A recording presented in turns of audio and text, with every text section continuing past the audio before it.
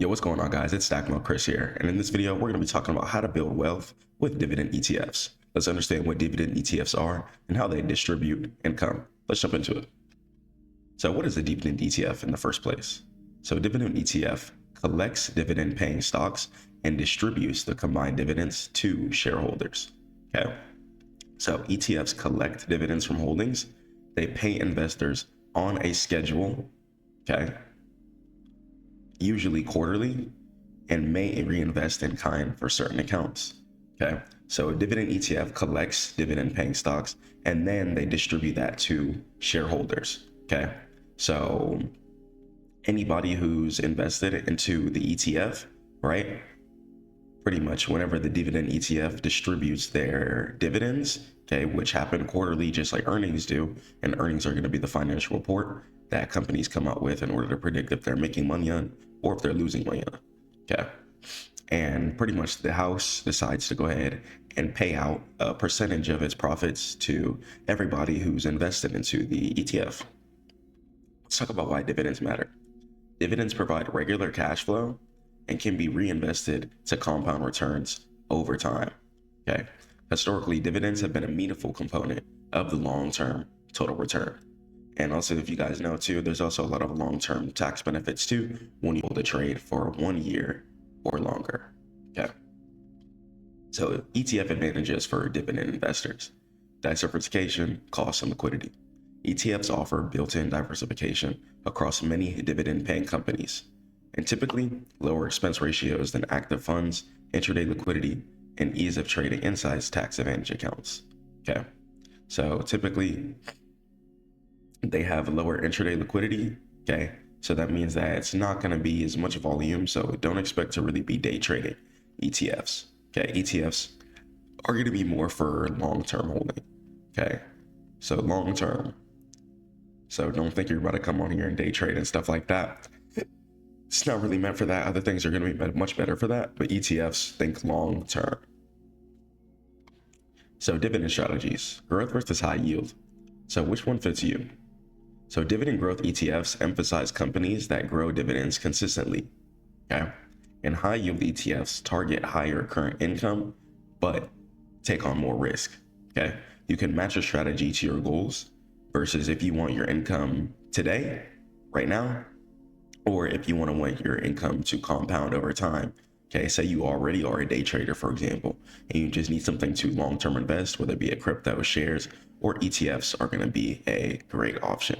Okay, as long as you guys get a percentage yield return at the end of the year on your money, then you're going to be fine. So key metrics to evaluate. Okay, the dividend yield. Okay, check out the dividend growth rate. Check out the payout ratio of the holdings. Okay, an expense ratio to tracking error, and the fund concentration and sector exposure. So let's talk about some tax considerations too. Okay, your taxes are going to be extremely important to do. Okay, so qualified dividends may receive lower tax rates, and non-qualified are taxed as ordinary income. And holding dividend ETFs inside IRAs, okay, a Roth IRA or a 401k, can defer or avoid taxes on distributions. So on 401k, it's your money that you can't really take out until a certain age. Otherwise, it's going to be penalized. Okay, so that's pretty much what a 401k is. So it's money that you can't touch until a certain time, and then when it's ready, it's going to be ready and have a lot of tax benefits on it. So why reinvest? So automatic reinvestment, DRIP, compounds returns, but increases tax events in taxable accounts. Decide based on cash needs and your account type. Okay. So building a simple portfolio. So you can define target allocation between dividend income and growth. For example, buckets: core dividend. Okay. A high quality dividend growth, international dividend exposure, and cash reserve. Okay. So you guys can do it like that, or you could day trade and invest in a dividend as well too. And once you have enough money in that dividend, then quarterly you'll get paid out. Okay, making your money back, and you have money just sitting there you can always touch. So funds that prefer low expense ratios and transparent indexes. And check your 3 to 5 year track record of dividend consistency. once again, when you're playing dividends, I want you guys to be thinking long term. Okay. Having a short-term mindset with things can really ruin everything. Okay. I want you guys to just really trust God, be humble, and just focus on getting rich slow. And inshallah, I promise it's going to come faster than you expect. Okay. Just wake up every day, grind, go hard, and stay down. Okay. Stay down. Keep on pushing hard. Don't give up. And I want you guys to keep checking your year after year consistency. See how much you guys actually aren't losing. Okay. Because when you're strictly a day trader, you're putting your money at significant risk exposure all the time. Okay, so this is why it's really important to try and invest into something that has long-term effects where you can just sit on it, buy and hold safely, and your money's not going to be fluctuating up and down and swinging like a seesaw. Okay, that can be very stressful, sometimes making us sad. Okay, depending as certain losses come in, and it can just be once again stressful. Okay, but when you're holding plays such as shares, cryptocurrency, a lot of the times your money is always making you money. So it's just about positioning yourself within a effective aspect and really just going hard. Try to avoid funds with extreme sensor concentration unless it's international. So here's an example portfolio, for example. So 50% broad dividends, okay, 20% dividend growth ETFs, 15% international dividend ETFs, and 15% short duration bonds or cash. Okay, and bonds or cash can be filled in at a later date depending. Okay, and rebalance annually. Okay, let's talk about risk management. Okay, don't be blowing your whole work check. Okay, don't get all your money in and then destroy it all and just, okay, pay your bills first, do your things, take care of your family, take care of yourself. Okay, buy your detergent, go buy some food. Okay, do your thing, and understand that then you're gonna have money to trade. Whatever you have left over after all of that, then you have money to trade. Yeah, let's talk about risk management. So high yields can indicate distress, and watch sector concentration. Okay, watch it, pay attention to it. See utilities and energy, and avoid chasing unsustainable yields, and use diversification and position sizing. Okay, so you don't want to just be in a million things, but when you diversify your portfolio, it's going to take a lot of stress off of you, because one thing might be hitting super duper hard and blasting. Okay, and then something might be more flat but then blast later. Okay, but you're still going to be comfortable with holding the other position because you're like, okay, cool, I have something else blasting, I'm sure this play will work out, inshallah, and eventually it will. So when you diversify, your patience is going to become a lot better, and you're not going to be feeding for just one play to work out the whole time. Okay, so execution and cost. You can use limit orders for large trades, and watch the bid and ask spreads for thinly traded ETFs. Okay, what a thinly traded ETF is, it's an ETF without volume. What volume is people and money.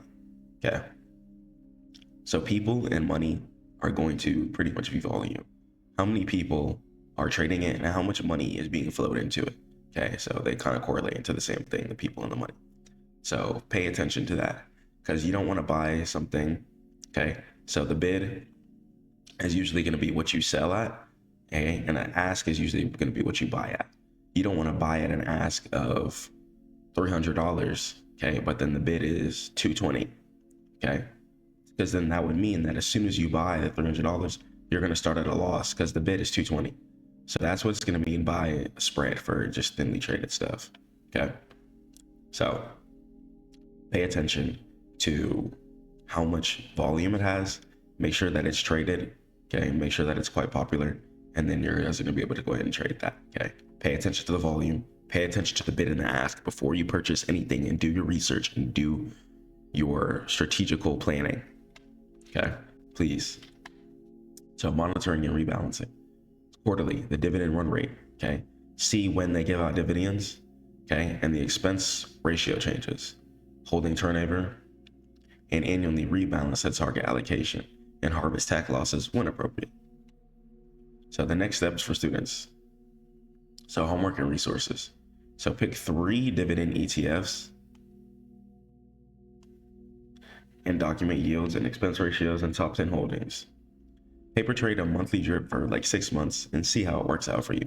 Okay, and prepare a 1-page plan. Take it serious. You're a business now. If you're a trader, you're going to be a business. Okay, you're not taking this serious enough if you're not writing down your trades, journaling everything, and preparing a plan. Okay, prepare a 1-page plan and allocation. Have a good tax approach and rebalance the rules. So you guys can head over to Stackmode.net for all trading education. I love you guys so much. It's going to be STACKMODE.net. Okay, I love you guys so much. Stay prayed up to God. Keep grinding. Catch you guys in the next one. Don't ever give up. Keep pushing and keep pushing to get wealthy. You got a family to provide for. If you don't have one now, then maybe one in the future. And inshallah, you got yourself to provide for. Make yourself proud and make God proud, most important. Inshallah. Peace.